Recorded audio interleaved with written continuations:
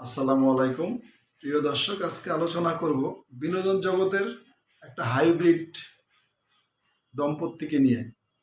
Hybrid কেন বললাম? অতীতে আপনারা জানেন এ ধরনের রেকর্ড তাদের আছে। অতীতে গেলাম না, যেহেতু স্বাধীন বাংলাদেশ, মত প্রকাশের স্বাধীনতা আছে মানে এটা না যে যা খুশি তাই বলা। নিজের মুখে লাগাম টাইনা বলা উচিত যে আমি কি বলতেছি, কেন বলতেছি, কতটুকু সত্য বলতেছি। আজকে অনন্ত বর্ষার জুটির বর্ষা চ্যানেল আইয়ের শাহরিয়ার নাজিম জয়, যিনি অতর্কিত বিতর্কিত মানে নোংরা উপস্থাপক, তাকে নিয়ে অনেক কন্ট্রোভার্সি আছে, তার বিষয়ে যাব না। জয়ের একটা উপস্থাপনায় আজকে চ্যানেল আইতে এসে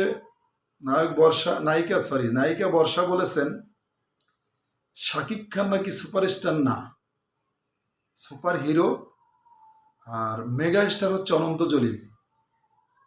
এখন মেগা স্টার হচ্ছে অনন্ত জলিল, শাকিব খান সুপার হিরো।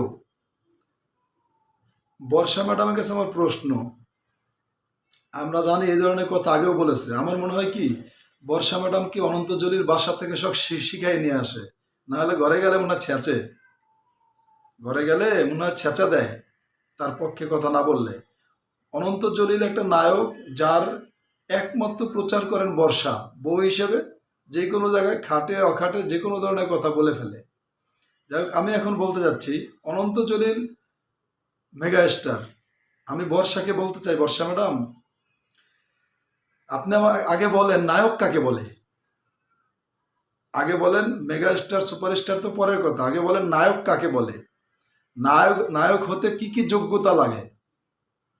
সাকিব খানের কি আছেন পরে আসতেছে, আগে বলি তার স্বামীকে দিয়েই বলি। যেমন অনন্ত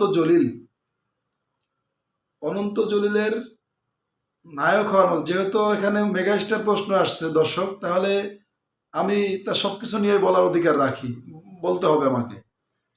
একজন নায়ক হতে সুদর্শন লাগে, অনন্ত জলিল সুদর্শন আপনার কাছে? ভাই, বেডরুমে সুদর্শন আর হলো গিয়া হিরোর সুদর্শন এক না, জনগণের দর্শকদের সুদর্শন এক না।